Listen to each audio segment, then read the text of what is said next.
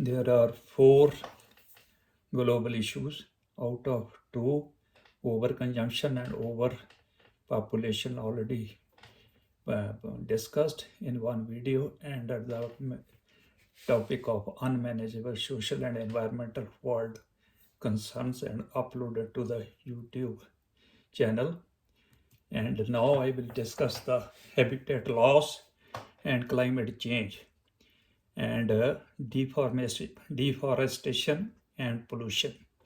Habitat loss refers to the disappearance of natural environments that are home to particular plants and animals.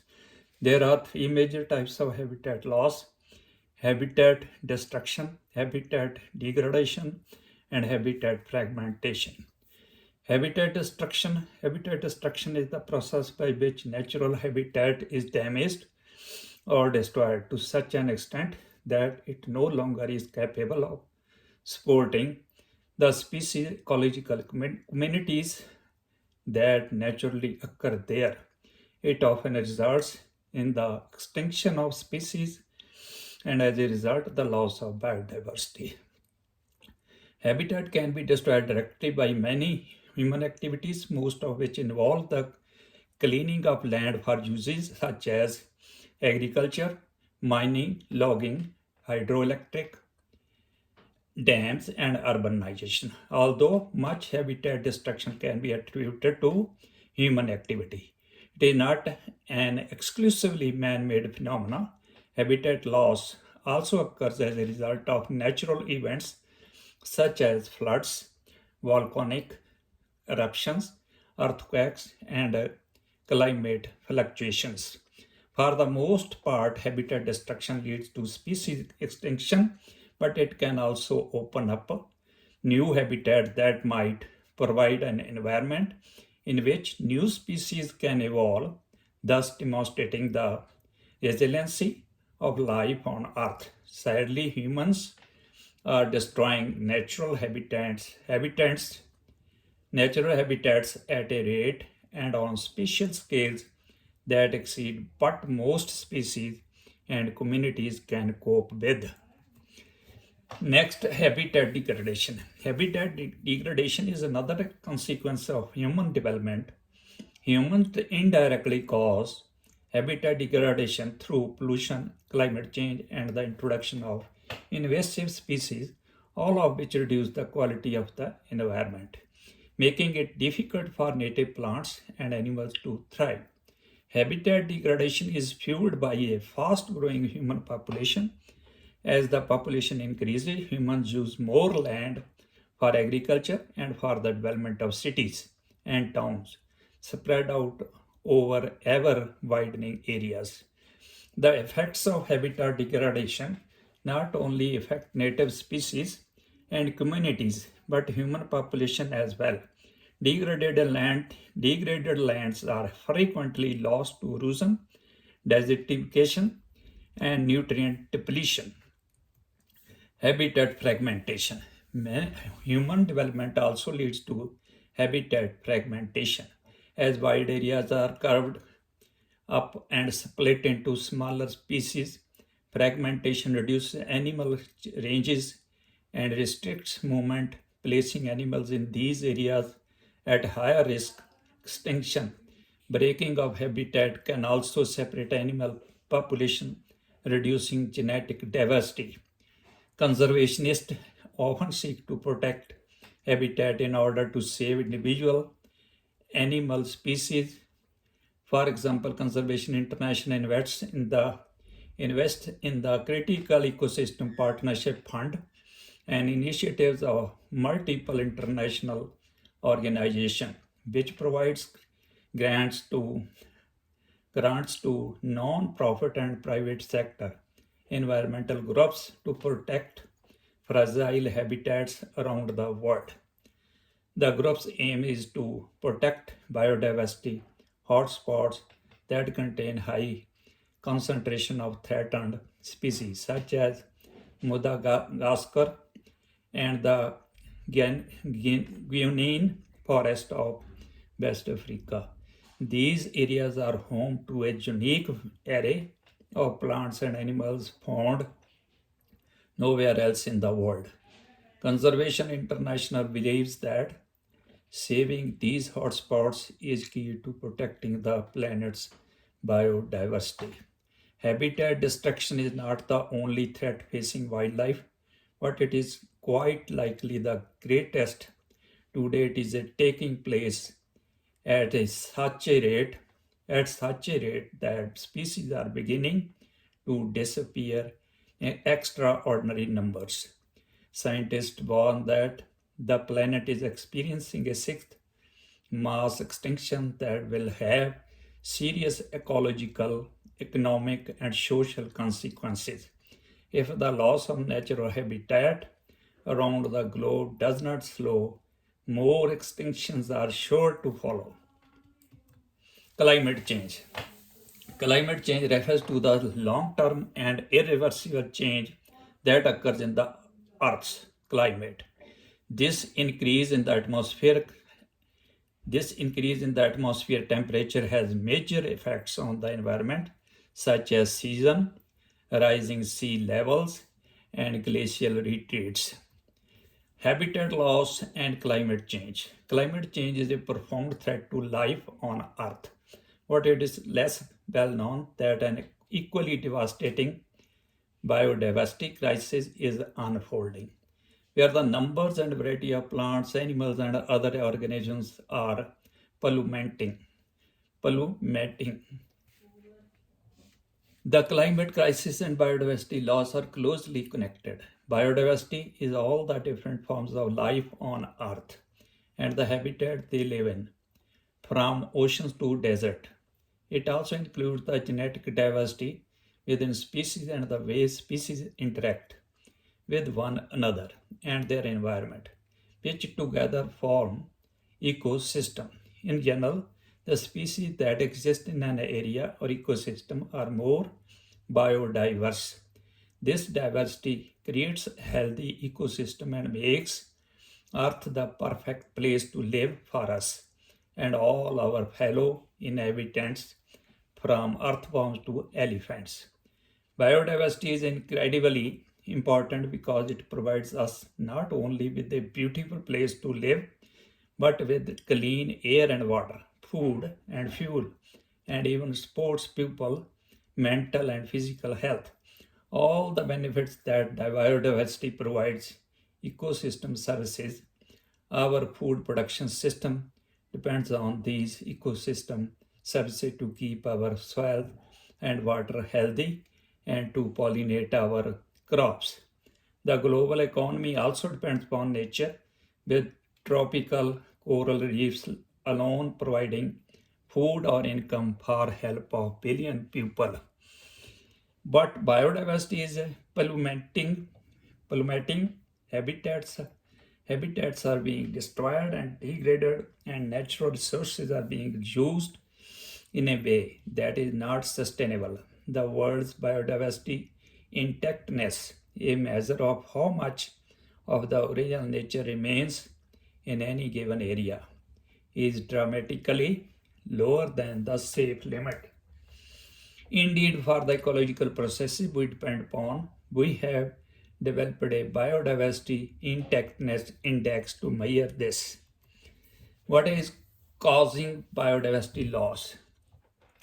Means causes or causes for diversity loss. Since the Industrial Revolution, human activities such as logging, pollution, commercial fishing, and the development of large urban settlements have damaged and degraded precious landscapes. Today, the destruction of forest and grassland for agriculture is the single biggest driver of biodiversity loss. Every minute, deforestation destroys a wooded area the size of 27 football pitches.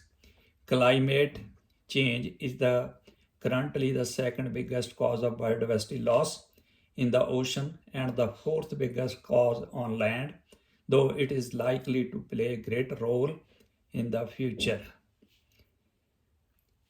Forests like this area of Jingo Indigenous Park, Brazil, are cleared for agricultural purposes. such as growing soybean to feed livestock. If the current trends in biodiversity loss continue, 1 million animal and plant species will be threatened with extinction, more than at any other point in human history. This trend is so stark, some are calling it the sixth mass extinction. This ecological crisis is already impacting millions of people around the world. Overfishing is affecting food supplies and livelihoods in coastal communities. Air pollution contributes to 7 million deaths every year, and human disturbance of ecosystem can help infectious disease spread more easily. Coastal habitats, which can help reduce the impact of extreme weather events, are also being lost, putting 100 to 300 million people at an increased risk of floods and hurricanes. Often, the places and communities suffering the most because of this biodiversity crisis, poorer countries, island nations, indigenous peoples, and the polar regions are not those most responsible for causing it. How does climate change affect biodiversity? Species and ecosystems have evolved to thrive under specific conditions from the range of temperature a specific can withstand, which is called the species climate envelope, to the season that govern their mating and migration patterns. Global temperatures are likely to rise by more than 1.5 degrees centigrade within the next 20 years. This is a very sudden and serious shock for many species and will either force them to adapt if they can or push them towards extinction. Adriana explains climate change affects biodiversity because species are being forced to move out of the areas where they have evolved for millions of years. Climate change is making those areas uninhabitable for them. Species are trying to move to places where they can take refuge from the increasing temperatures. For example, by moving up mountains or traveling north. But because we have already taken away so much space from nature, sometimes they have nowhere to run. Population that can not migrate or adapt, such as some plant and insect species, are at risk of becoming locally extinct. In turn, this will reduce the genetic diversity of the entire species, making it more vulnerable to pest, disease, and other pressure. If this happens to a food crop that we rely on, it could damage our food system, putting millions at risk of malnutrition and famine. While many species will be negatively affected by climate change, some species may find the range of available habitat increases. This, coupled with the increased movement of people and goods around the world, is leading to an increase in the number of species being introduced and becoming established outside of their natural range. Some of these species, which are called invasive species, aggressively compete with the local native species for resources, negatively affecting the biodiversity of the area. It's not just the rising temperature caused by global warming that present a risk to biodiversity. The mounting climate crisis is causing ice and snow to melt, rising sea levels, and eroding vital coastal ecosystem. Extreme weather events such as hurricanes are happening more frequently, in some cases causing catastrophic flooding that sweeps away homes and vegetation and threatens to live of humans and animals. Wildfires are also becoming worse. How does climate change affect marine life? Climate change is warming our ocean, leading to rises in sea levels and changes in the ocean currents. that species rely on for food and reproduction. The high levels of carbon dioxide in the atmosphere are dissolving into the ocean, leading to ocean acidification. This is making it harder for creatures such as crabs and sea urchins to make their shells and exoskeletons. Coral reefs are responding to the stress of higher temperature by expelling the colorful algae they depend on for food, which can ultimately cause the coral to die. We are the blue planet, and the marine system is hugely important for providing us with a livable planet, says Adriana. It's also very fragile and sensitive to climate change. Coral reefs are like the rainforest of the sea, but they are very vulnerable to warming sea temperatures. Once you lose corals, you have then lost everything else that depends on them. Marine ecosystems are more sensitive to climate change than life on land, possibly because land species have more options for adaptation, such as migrating to higher altitudes. How does climate change affect marine life? Climate change is warming our ocean, leading to rises in sea level and changes in the ocean currents that species rely on our food and reproduction. How does loss of biodiversity affect climate change? Just as climate change alter habitats and ecosystem, loss of biodiversity contributes to climate change and intensifies its effects. Adriana explains loss of biodiversity affects climate change because there are incredible ecosystems throughout the world, from trees to soil to peatlands that are huge carbon sinks.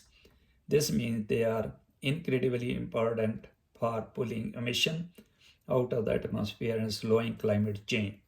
The more we deforest, the more we degrade our peatland and erode our soils, the less nature is able to help us mitigate against climate change. A recent study has found that sections of the rain, Amazon rainforest, the world's largest single carbon store on land, are now releasing more carbon than are able to store due to deforestation and climate change. This relationship between the climate crisis and biodiversity loss is creating what is called a positive feedback loop, or in this case, a vicious circle. For example, the high temperature caused by climate change have made our forest drier and more vulnerable to wildfires. In, in turn, those wildfires release yet more carbon into the atmosphere, speeding up the greenhouse effect even further. How can we tackle climate change and biodiversity loss? The dual environmental crisis of climate change and biodiversity loss are daunting, but we can do something about them if we act now. Governments set out their plan to tackle this crisis at COP15, the most recently meeting the United Nations Convention on Biological Diversity. It took place in Montreal, Canada from 7 to 19 December 2022. We need to act not only to limit or prevent further climate change and biodiversity loss, but to adapt to changes that we can no longer stop. For example, we can take actions to make the impact of these changes less severe, known as mitigation, such as developing better flood prevention to help coastal communities and ecosystems withstand rising sea levels and more frequent and severe flooding. We need to understand the trends and patterns affecting the biodiversity loss. To help with this, our scientists have developed the Biodiversity Intactness Index tool, which allows people around the world to track biodiversity changes between 2000 and 2050.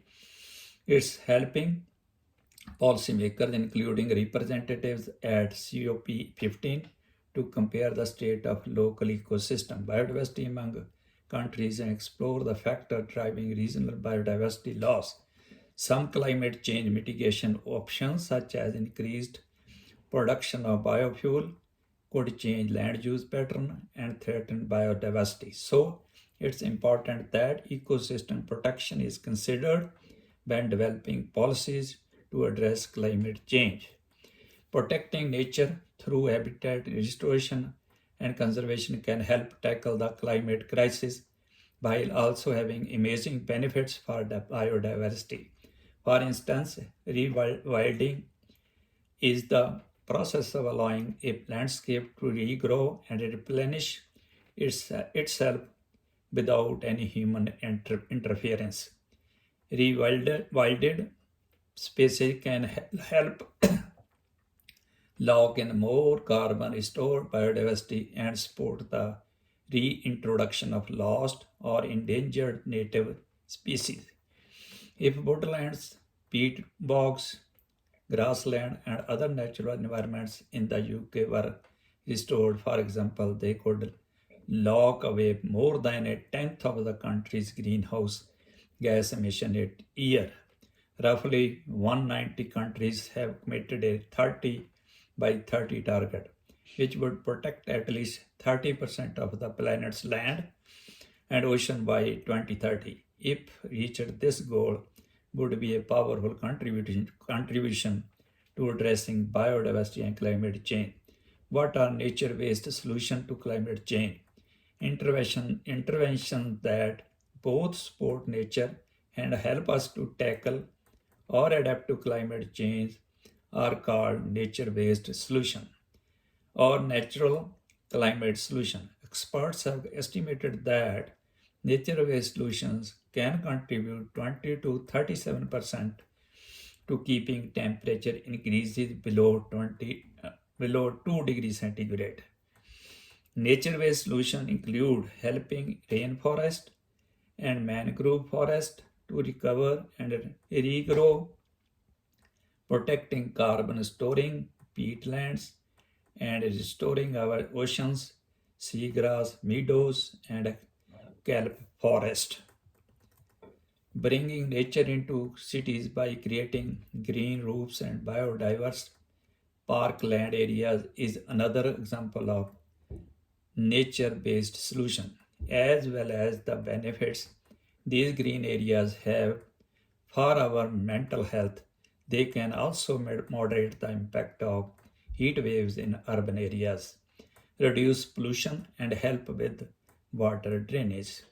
We can also have a positive impact by taking better care of our many rare and precious ecosystem. Here in the UK, says Adriana, the UK has peatland and ancient woodland, both of which are hugely important for capturing and storing tons of carbon dioxide.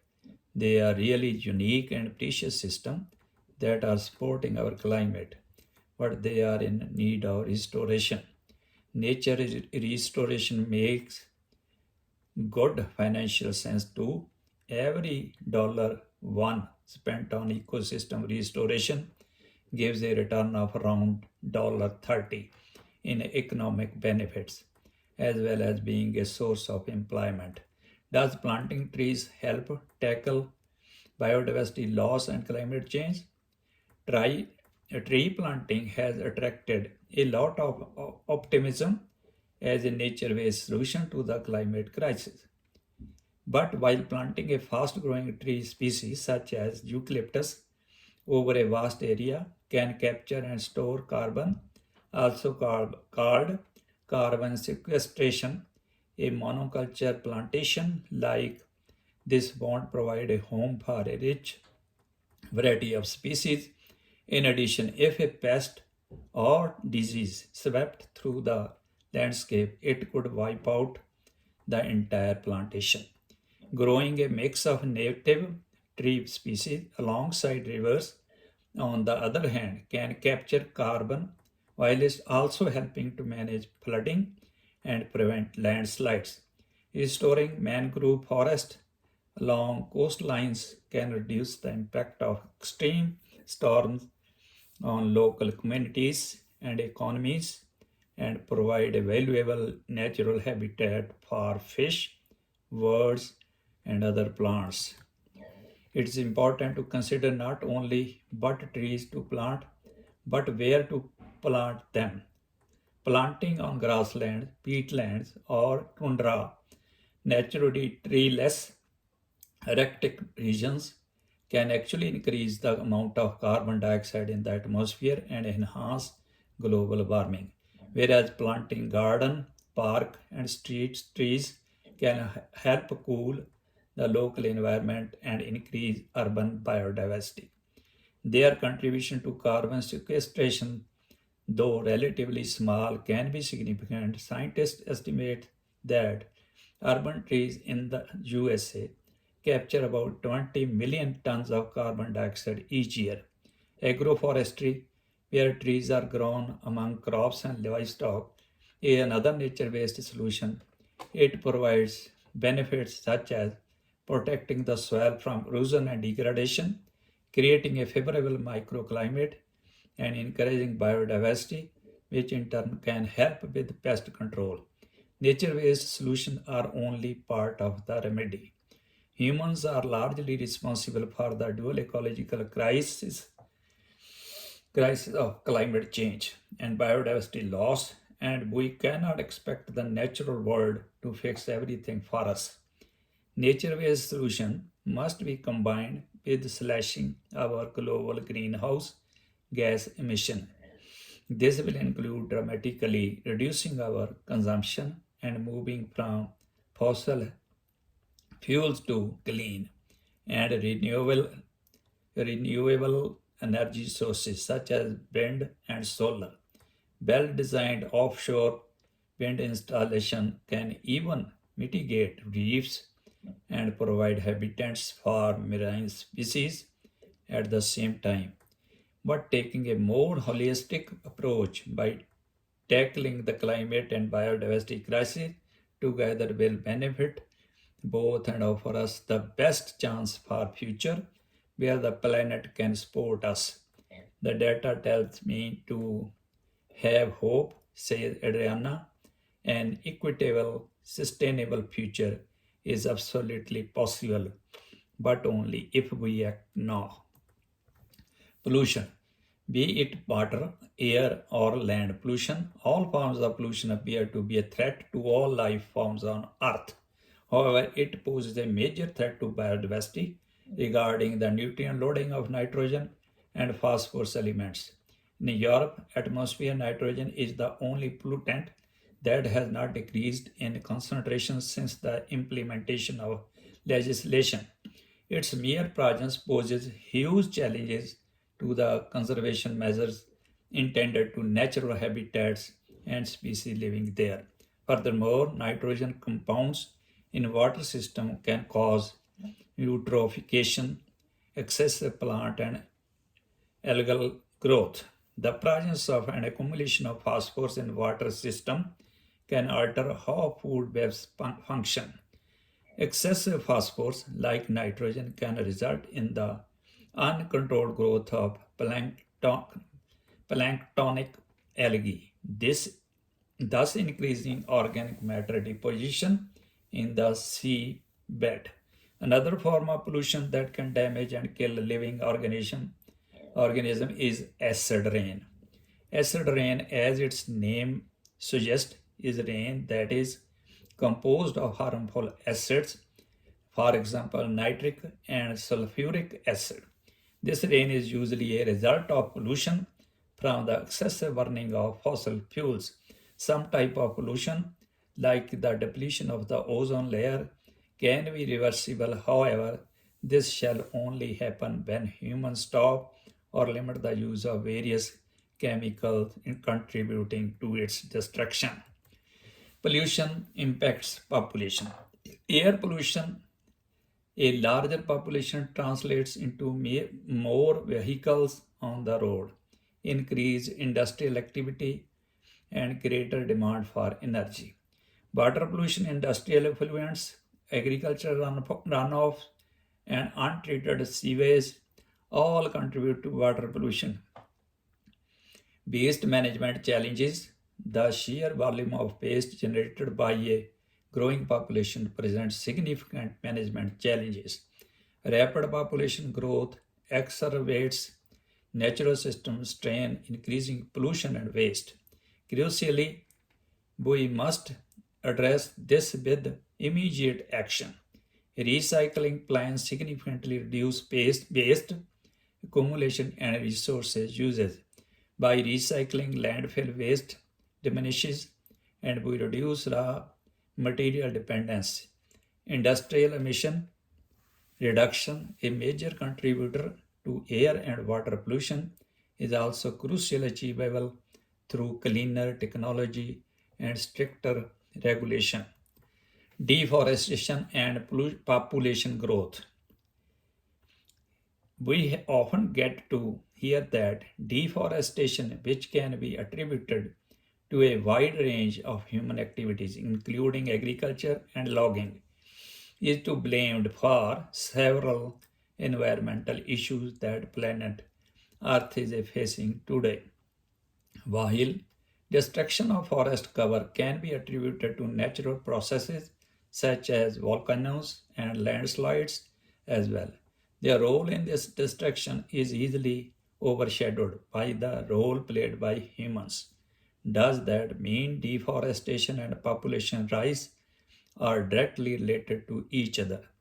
There is absolutely no doubt about the fact that rising population tends to put a great deal of pressure on natural resources.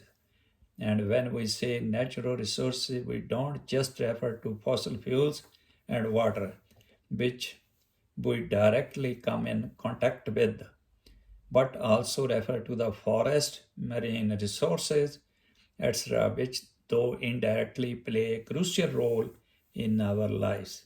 Nevertheless, here we will stress on the relationship between deforestation and population growth in a bid to see how the rise in population can contribute to the destruction of forest cover. Deforestation and population growth. According to a report compiled by the United Nations Framework Convention on Climate Change, approximately 80% of the deforestation in the world today is attributed to agriculture, that is 48% to subsistence agriculture and 32% to commercial agriculture. Of the remaining 20%, roughly around 14% is attributed to logging, 5% to the use of firewood, and remaining is utilized for other purposes. All these human activities, which are considered to be the causes of deforestation, invariably arise with the rise in population. For instance, population growth is directly related to increase in the demand for food. In order to meet this demand for food, we have to produce more crop. In order to produce more crop, we require more land. And to get more land for cultivation, we have started encroaching upon the forest land, cutting down trees, and turning vast tracts of lush green forest into large fields. Deforestation in forested areas starts with human settlements mushrooming in near forest areas. As time elapses, these settlers begin producing their own food by restoring to subsistence agriculture, for which they begin clearing forest land. If the fertility of soil is less, the crop produce is low, which prompts humans to cultivate more area and leads to further encroachment on forest land. Deforestation and population continue. While this practice is indeed helpful for us humans, species which inhabit these forested areas have to bear the brunt of this practice. Even in the age of metals, we are highly dependent on timber when it comes to construction, and this timber comes from felling of trees in various parts of the world. Large tracts of forest land are also cleared to fulfill the vested interests of the big wigs in mining lobby with strong political influences. The rapid rate at which forests are converted to agricultural lands can be attributed to the belief that forest conversion is more beneficial for humans than forest conservation. Since 1970, somewhere around 232,000 square miles of Amazon forest has been cleared to make way for agriculture and to obtain timber from construction activity. Even today, these forests are cleared at the rate of 1.5 acres per second, which in turn has left several species in these forests endangered. This destruction of tropical rainforest like the Amazon is bound to affect the planet as a whole, as these forests are home to half the species of the plants and animals on the planet.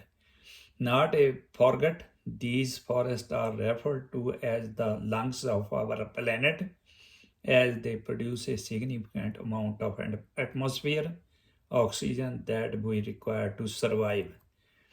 Population density and deforestation.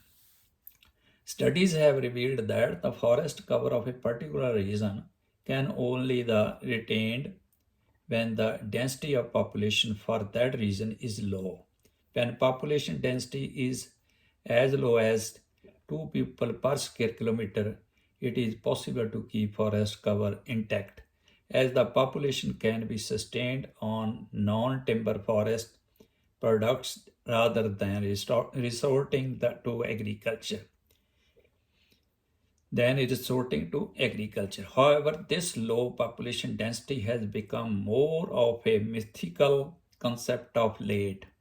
With the population density of the world, total land area excluding the continent of Antarctica reaching 51 people per square kilometer of land. Similarly, sparsely populated regions of the world are also subjected to a considerable amount of deforestation, with external factors such as timber requirement in the field of construction or cattle rearing coming into play. Thank you, and please comment or like. Thank you.